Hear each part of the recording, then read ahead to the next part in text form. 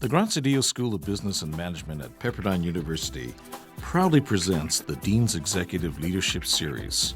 This podcast invites top business practitioners and thought leaders to share their view on the real world of business.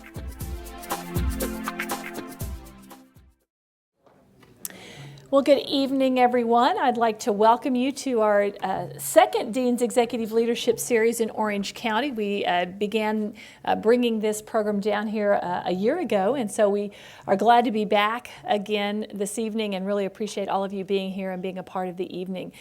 Now, I want you to know there's lots of bright lights, and so you just look like kind of a haze of people out there, so I'm doing my best to see all of you and welcome you.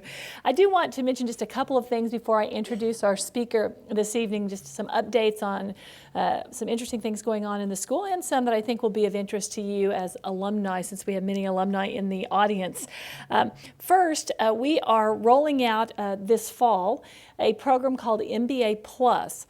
And this is a tremendous opportunity, we believe, for our alumni. It gives you the opportunity to come back to school at Pepperdine and sort of refresh your skills, develop new skills in any of the emphases tracks that we have within the school. So whether it's marketing, finance, entrepreneurship, organizational leadership, and change, you could have that opportunity. And we do it at a rate that is discounted in terms of the tuition that you would pay for those classes. And so the first class, the one class a year at a 75% discount, and then classes after that in the same year at a 25% discount. So you'll be getting more information about that, but if you want to refresh your skills in an area or develop skills in a new area, be thinking about that as a tremendous opportunity for our alumni beginning next fall. We have some really interesting events coming up at the school that I wanted to mention to you. On March 14th, we have our annual business plan competition. This is the 5th year we've done it. It's actually hosted at our Malibu campus, and we have 4 teams that are finalists among our student population. I believe we have students from our full-time program, from one of our executive programs, and from our fully employed program, all represented in the finalists. And so it will be a wonderful day. We have about $25,000 in prize money, and it's just a tremendous opportunity to see businesses developed. We had over 60 students submit preliminary plans for this before we narrowed it down to the finalist. So that's an exciting opportunity we have coming up soon. We also have on April 6th our, is it 6th annual Friends of George Graziadio golf tournament that will be at Trump National. So if you would like to participate in that, be sure Mike Sims is down here. He's organizing that. He'd be glad to visit with you about that, and we would love to see you there. It's a beautiful venue and a wonderful day together with others from Pepperdine. And then I also want to be sure and remind you, as alumni and friends of the university and the business school, to be sure, and clearly during these difficult economic times, we have lots of folks looking for job opportunities, looking for internships, whether they're students or whether they're alumni. And so if you're in a position where you have those opportunities available, certainly think about Pepperdine, think about posting your jobs and your internships on Graziadio Talent Online so that we can help one another to get through some of these challenging times ahead. We've got a whole new group of full-time MBAs graduating in the next couple of months, as well as those looking for internships, and then certainly some among our alumni that are looking as well. So keep that in mind. I also want to note, if you are an alum, you probably very recently got or will soon get a letter from me and whoever's the associate dean of the program you happen to go to, encouraging you to refer students to our programs. Our data shows us that students who are referred to us by alumni or by fellow students are more likely to come to our program and perform better on average than do students who come to us through some other means. And so we love having referrals. They're great students, and we encourage you to do that. If you have a friend or a colleague that you think would be well suited for one of our programs in the business school, or certainly any program at Pepperdine, that you think about that and encourage them to come to us. And the letter that you got actually explains a scholarship program we have for prospective students who are referred to us by alumni. So it's a tremendous opportunity right now to encourage people to come. And then the last item I want to mention, just in the Dean's Executive Leadership Series, we have begun to move this around, and so we go from from Orange County up to Northern California on April 7th, where we're going to have our Dean's Executive Leadership Series up there featuring Robin Washington, who is with McKesson Pharmaceuticals. So there's a lot of wonderful things going on in the business school, and we are glad that you have chosen to be a part of what we're doing here in Orange County this evening. So I would like to right now introduce our speaker for this evening. And I think you're going to really enjoy what Sheri has to say. You'll learn a lot from her. And I know we had an opportunity earlier today to tape the podcast that you will have available via the website at Pepperdine and through iTunes University later on. And you should listen to that. It will be very interesting in addition to what Sheri's going to share with you today. But Sheri, I'm going to have Sheri's right here so you can see her. I can't see her, but maybe you can. She has over 25 years experience in the food service and hospitality industry, and really has a reputation for transforming and turning around companies. Most recently, she was Chief Executive Officer of Robeks Juice Corporation, which is a national chain of franchised premium fruit smoothie locations. Prior to Robeks, she was the Chief Executive Officer of Rubios restaurants. And then before that, she also worked for the Seattle Coffee Company, has a very strong background in operations and brand management in her career, has an interesting early career story. Her first position was actually on the Alaska Pipeline running a hotel, so she has some very interesting experiences in her background. In addition, she's served on several corporate boards, and that's an important part of her experience right now. And she's also been very involved in some women's leadership issues with the Women's Food Service Forum, and she and I actually have gotten to know each other a little bit through the Women Corporate Directors Program. So it's my pleasure to introduce Sheri Miksa to you. She's going to share with you some remarks, and then we will sit here and have a continued conversation, then certainly look forward to questions from those of you in the audience this evening. So Sheri, it's a pleasure to have you with us. Thank you, Dean. Well, good evening. These are definitely turbulent economic times, and I was speaking to some of you earlier this evening at the reception, and I asked a group how they were doing, and they said, the stock market is up, we're doing well. And that really is our reality. So one of the things that I wanted to speak with you about tonight was the idea that in these difficult times, people everywhere are being called upon to transform or turn around their businesses. And as I have been most recently a CEO and president, many of you may fill different roles in your organizations and may be called upon to turn around your division, your region, part of your organization, or even a full company at some point. And I think more and more with the things that we're facing today in terms of the economy, this is a skill that is very good to have and something that I have a lot of experience with that I want to speak with you about this evening. So I believe that as you look at a potential turnaround or transformation opportunity, the fact is business as usual just isn't good enough anymore. And so people really have to go into their business either as a new leader or even in an existing organization in an existing role and look at how to shake it up, how to change the paradigm, or as I like to say, how to take it out of the box and look at it from all sides before you put it back in a bold new way. And I think that's very important today, probably more so than ever before. Now, the fact is, as a CEO, you do have the duty to shareholders and to make sure that your objective is filled to mitigate risk. Having said that, though, you have to be willing to take calculated business risks, particularly as you need to take the opportunity to transform, or if you have the opportunity to transform or turn around an organization. I can tell you that I've been doing that since my first management job. And the dean mentioned my first role was running a hotel on the top of the Alaska Pipeline. Not exactly a traditional role that you'd see on most resumes, but certainly one that's interesting. And I've always said that if I could do that, I could do anything. The fact is, I ran a 1,900-bed, all-union hotel operation at the top of the Alaska Pipeline in Prudhoe Bay, Alaska. And as we like to say, it's not the end of the world, but you could see it from there. Now, we had polar bears and Arctic fox and caribou that roamed wild, and it really was a remote location. And my guests that lived in my hotel were the oil field workers that worked 24/7, 6 or 7 days a week, for anywhere from 6 to 12 weeks at a time before they left for an R&R to be with their families. And so when you say they were hungry and they were active guests, they absolutely were. So when it was 3 o'clock in the morning or midnight and it was lunch or snack time to them, you can be sure that it was important that they had hot, healthful, and plenty of it food. And in fact, I can actually tell you that while I was running this hotel, I introduced the largest salad bar in the state of Alaska. And everybody said, "They won't eat salad bar." And I said, "Yes, they will, because it's good for them, it's nutritious, and it's filling." And so we did everything that we could to make it a great place for them to be and take good care of them, because they work 12-hour shifts in well below zero temperatures.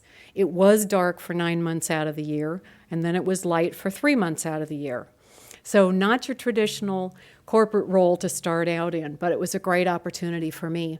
And I was faced with my first transformation opportunity when I found that, in fact, my food service operation wasn't meeting my customers' needs. And for them, food was solace, food was comfort, food was fillingness, and it was actually what in many cases kept them warm against the cold, which they had to face a lot of. So I was faced with the opportunity and the need to turn around the food service operation very quickly. So knowing that you could be asked to do that, I want to give you some things that I looked at as I was going through this process. And I will tell you that I always look at a turnaround or transformation opportunity through the eyes of the customer, whoever the customer may be. And in this case, again, it was my oil field workers. But I've always believed that if you can offer a satisfactory or even exceptional product or service, one that ideally exceeds your customer's expectations, I believe you'll have a successful business in the short and the long term. You may just have to turn around or transform your business to get there. And that's what I found with my food service operation when I first took on this role. Now, what I have found over time is that there are a number of questions that you should ask. And I have 6 key questions that, as the new leader or as an existing leader going into a transformation or turnaround, that I would suggest that you ask. The first one is, where is your business in its life cycle? Whether it's the BCG model that you use, or whether you just look at it simply and say, is it a new business? Is it a mature business? Is it a growth business? Understanding where you're starting from in terms of where your business is today in its life cycle is the first of the 6 questions that I ask. Second, what tools do you have in your toolkit? You may have people, you may have budget opportunities, you may have other resources like a supportive board or consultants on board or consultants that you can hire. So the second question is, what tools do I have in my toolkit? The third question is, what's your target? What are you trying to hit when you're looking at transforming or turning around your organization? Is it enough just to make your boss happy? Is it enough just to make your customers happy? Or do you, in fact, have a larger challenge like getting to profitability, getting to cash flow positive, turning your operation into a growth engine for your company? So that third question is, what's really your target? The fourth question is, how big is the gap? And what will it take?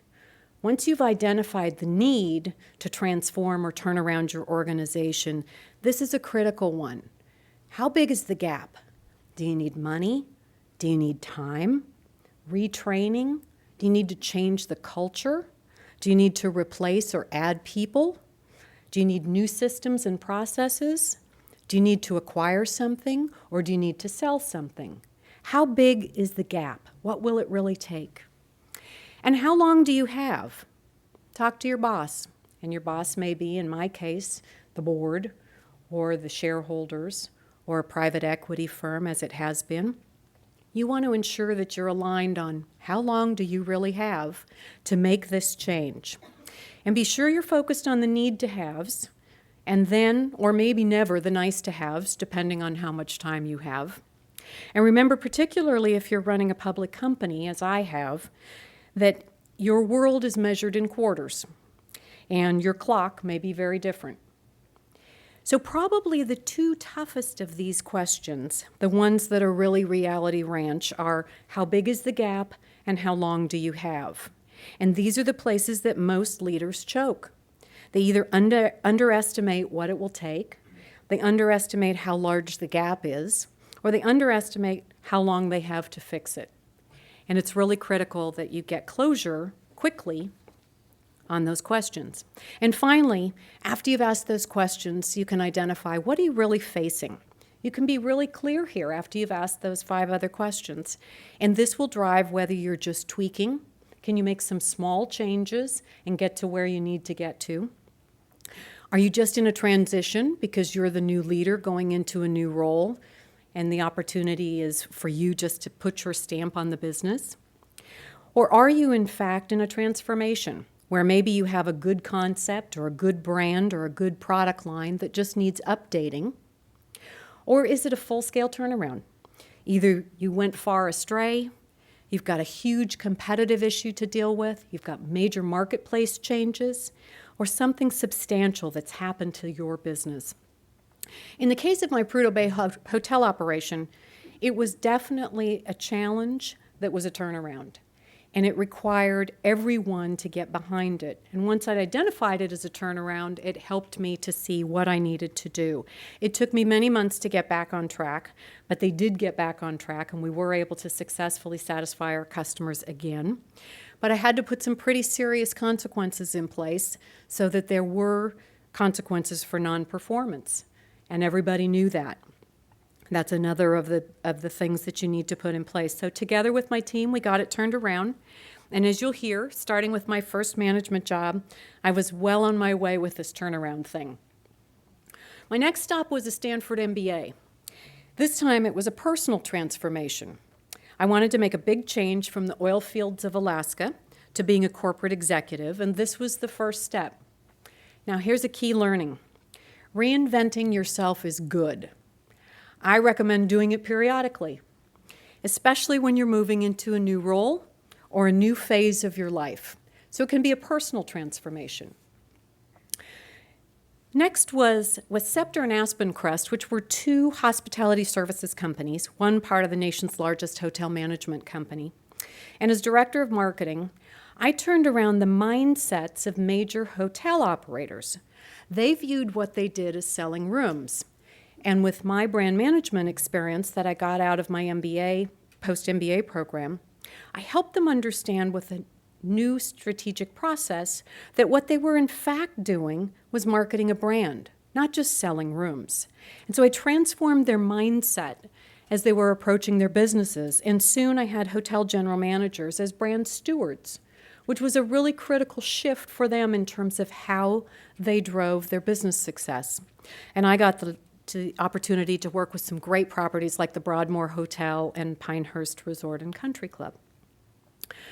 Soon after that, I had the opportunity to go to work for Taco Bell. And there I transformed myself again. In this case, into line management in one of corporate America's best companies.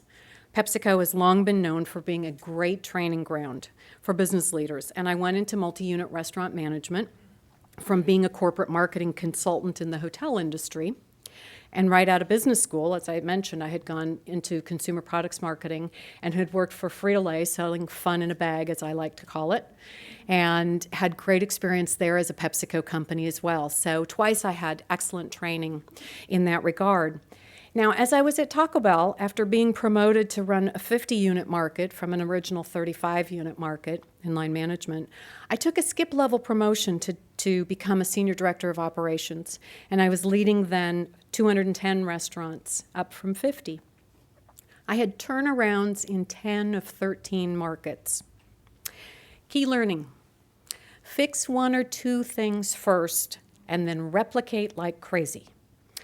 Many of you are too young to remember the spinning plates on the Ed Sullivan Show, but if you do remember it, the idea was that you put a plate on a stick and you got it spinning before you then got the next one going, and so on and so on. And pretty soon you had all of these spinning plates.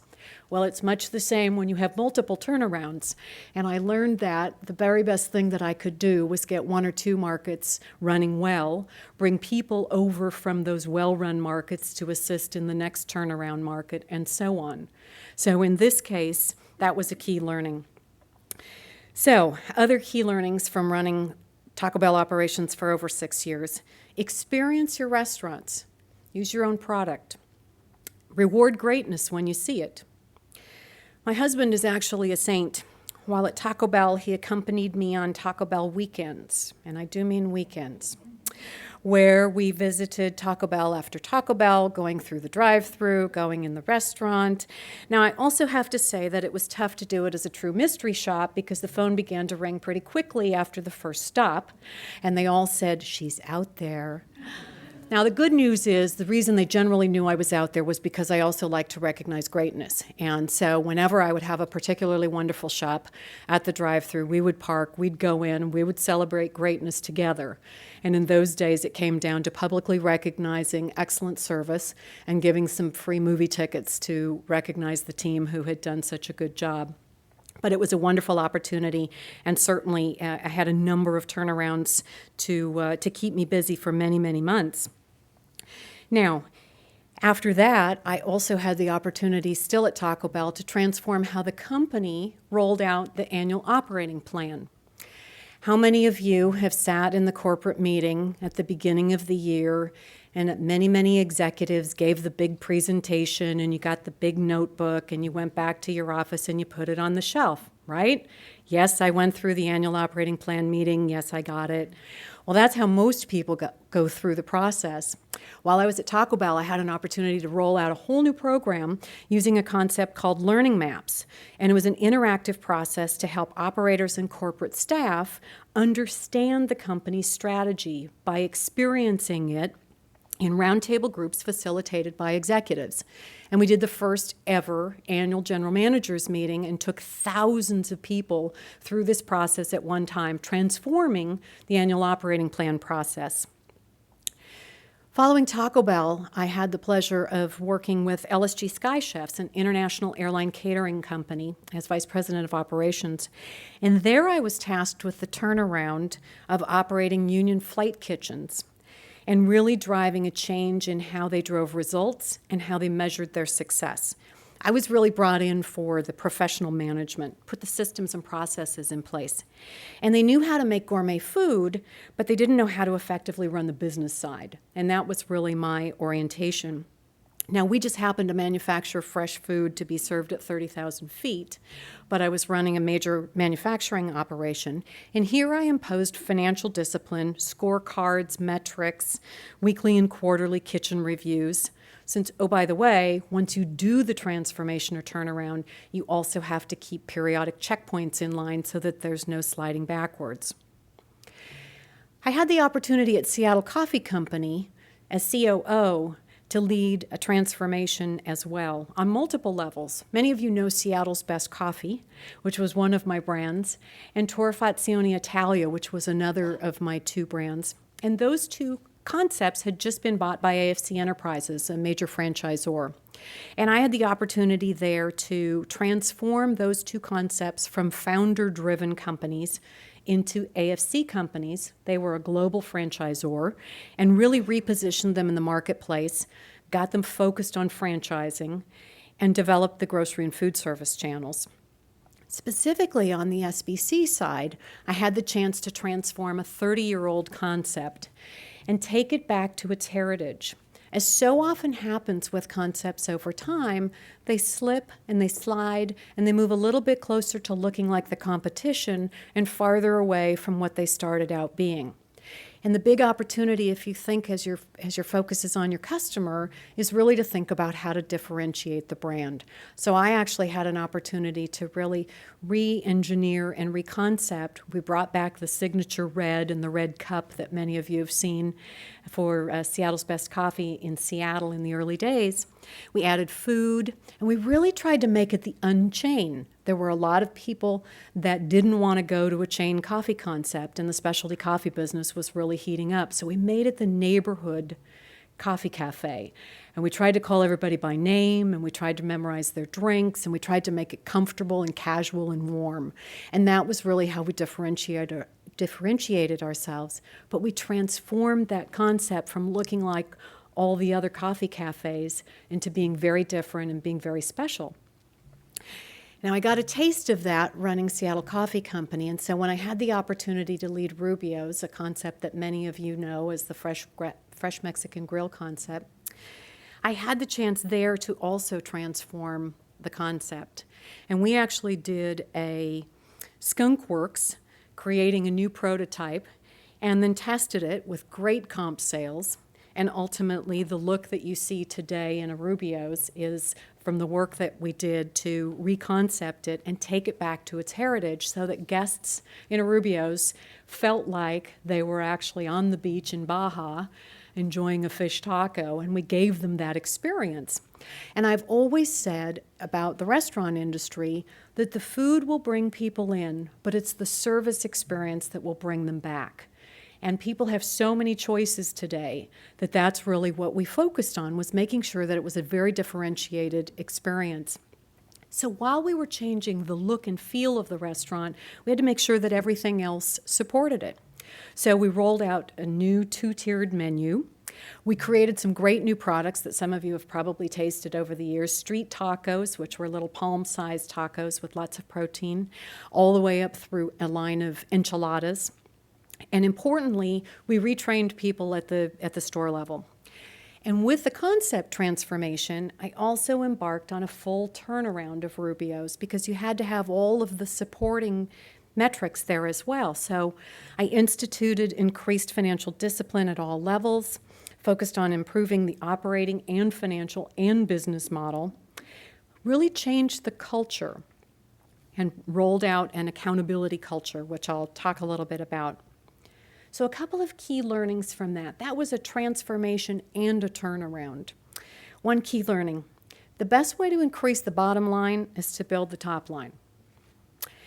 Now, that's not saving your way to prosperity, which is the way that a lot of companies do it. I'm very big on focusing on building the brand, building traffic, which is frequency, and finding those guests that love you and getting them in more often.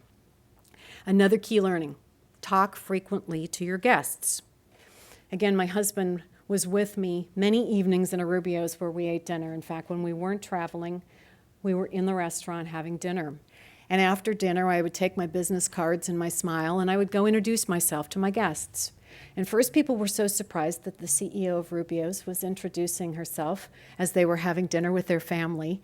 But then they got over it and they began to talk about why they loved the concept and what brought them in and how many years they'd been coming. And the whole idea of it was to really connect with our customers to make sure that as we were transforming and turning around the company, we were also still connecting with those guests and we were still bringing them in on a frequent basis. So talking frequently with your guests is absolutely critical. Another key learning: focus on retraining your people on big cultural change.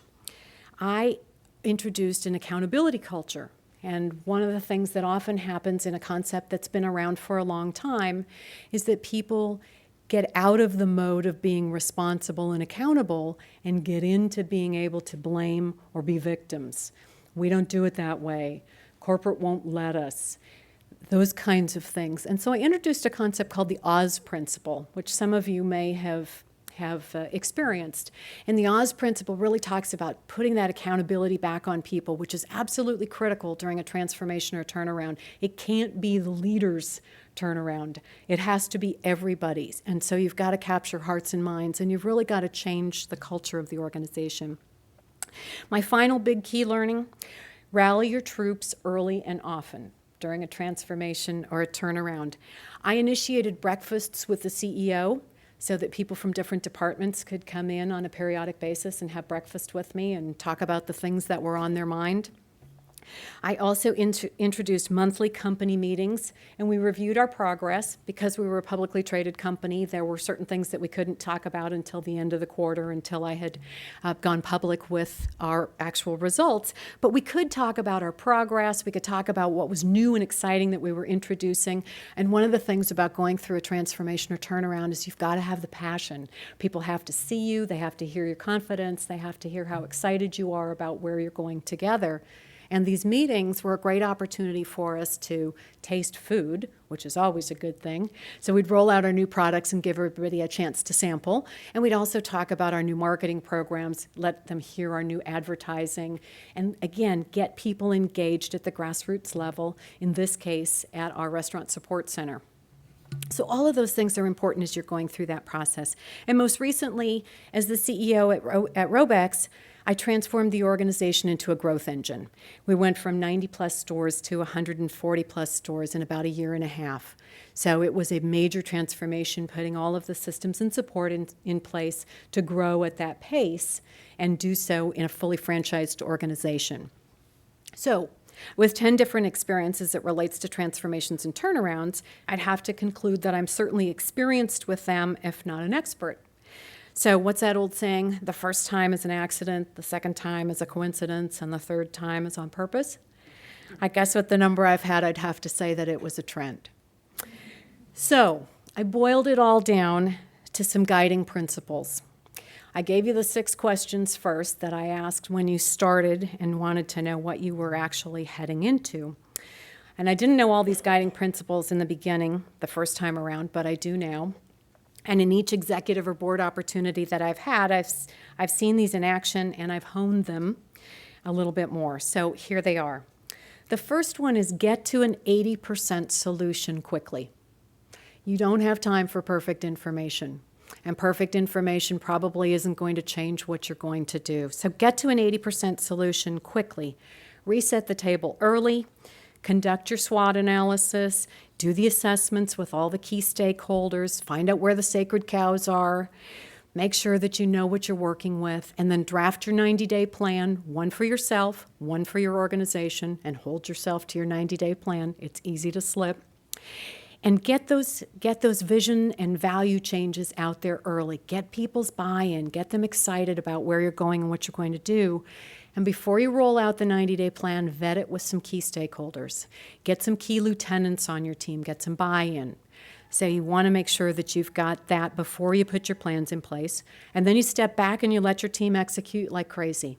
So that's the first thing. Get it to an 80% solution quickly. The second thing is, and I talked about this earlier, focus on your customer. At the end of the day, you want to be clear about where your competition is and where the opportunity is for you. What can you do to differentiate yourself? And every business of all types, not just the retail, restaurant, hospitality, and food service organizations that I've been part of, but all of them have customers. So you really want to be fact-based and have a bias toward action. And talk to your customers. I mentioned it earlier about my dinner table visits. That's a great way to talk to your customers. But wherever they are, engage them. Ask them what you could do differently. If they were the CEO or the leader that you are, what would you hope that they would tell you could do to make your business more successful? Shop your competition. In fact, when I was working at Taco Bell years ago, one of the things that I did was I had the opportunity to create a new cashier training program, and we called our cashiers guest service agents. And the very first thing we did was we handed our new guest service agents cash, and we said, go next door to that fast food restaurant and be a guest. Be a customer, buy your lunch, buy your snack, and experience what's that like. And then they came back and they talked about it. And the very best way for them to be excellent as guest service agents was to have experienced what it was like on the other side of the cash register. So definitely shopping your competition and being clear about what they are doing. Talk to your employees. They know amazing things. They will tell you amazing things about what your customers believe. And then again, use your own product. Do it yourself. If you have a retail operation, put your people in a van and go tour your locations. It helps you see how they think and what they do and how they interact with your guests. And it's a great opportunity for you to spend some windshield time, as I like to call it, with your team. So my belief is that you have to exceed expectations, and if you don't know what the expectations are of your guest or your customer or your consumer, how can you possibly exceed them? So that's the second thing. Focus on the customer. Guiding principle number 3, go big or go home. To be a calculated risk taker. Big, bold moves are what you want to do when you're in the midst of a transformation or a turnaround, and you need to do things that are meaningful that people can get behind. So go big or go home every day. You want to focus on the big stuff. Cash is king. In most businesses, there's 3 things that you want to do with cash. If you don't have it, get it. If you have it, keep it. And you want to focus on building it and throwing off more of it from your operations. So cash is king. And don't get distracted. Put pet projects on hold. Don't get pushed into considering opportunities that aren't on plan, aren't on point, aren't on strategy with what you're trying to do with your turnaround or your transformation. 4th guiding principle, build your team quickly. Become a great assessor of talent. Make the tough calls early. Who's in, who might be in, and who's out. You want to fill those open roles without delay with people who will be great lieutenants for you, and you want to build that team and then leverage them quickly, because once you have the right people on the bus and in the right seats, then it's Katie bar the door. You can do great things in a transformation or turnaround. And at the same time, while you're bringing that team together, you want to make sure that you're raising the bar and resetting expectations so that everybody knows what success looks like. Guiding principle number 5, over-communicate. Clarify expectations and where the boundaries are. So you want to make sure that you've checked with your key stakeholders and what they're aligned with you on in terms of what they're expecting and how long you have for this process. So the first and most important person is your boss, who may be the board or the founder. And once everybody's aligned, then you want to go live with your employees and really talk about how everybody should know their role and be accountable. I talked about the Oz principle, and make sure that everybody knows through your over-communication what it is that they're focused on. You want to give people the tools to be successful, and that new set of vision and values that you laid out early on, you want to make sure that that's the screen that everything passes through, so that everybody sees congruence and hears congruence from you as the leader. You want to reward greatness, and you want to have consequences for non-performance. If people are truly held accountable, you have to let them do their jobs. And that's hard in a transformation or turnaround, because sometimes you feel like you don't have time. You got to do it all, or some portion of the team has to do it all. The very best thing you can do is get a great team of fabulous people that are supporting you, and that will absolutely drive your turnaround or transformation. And finally, talk the talk and walk the walk. You are the embodiment of the transformation or turnaround, you personally. Transform yourself. I talked about reinventing yourself. Transform yourself and role model the behaviors that you want to see in your organization.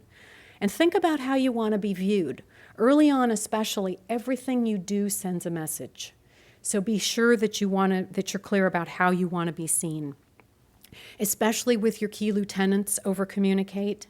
Communicate in person wherever possible. So if you have to use a webinar, that's fine if you've got a remote group of people, but use open forums where people can see and hear you, where they can see and hear your confidence and your enthusiasm and your passion for where you're all going together. And also be realistic. People want to hear honestly and openly where you are in the process and where you believe the biggest challenges will be. Keep your door open. Walk down the hall. I believe in doing informal meetings, especially in this day of iPods and texting and email and BlackBerries. How often in your office do you walk down the hall and you see people texting or emailing each other in the office next door? Take it as a great opportunity to have an informal meeting, to continue to increase buy-in, to continue to rally the troops and get people excited, and also to hear the issues and opportunities as you're in the midst of the process. So walk down the hall. Listen more than you talk, especially at first, and try to keep listening. When you see greatness, celebrate it. Hold people up as positive examples and leverage best practices. So in closing, seldom will you pull off a perfect transformation or turnaround. But who even knows what that is anyway? It's your transformation or turnaround. Through it all, you can create something great. One more thing to keep in mind. When you embark on such a journey, a quote that I saw somewhere here recently that really resonates, having the wisdom to know what's right and the courage to do what's right. Regardless of where you are in your career or your life, may you all have the opportunity to transform something into greatness soon. Thank you.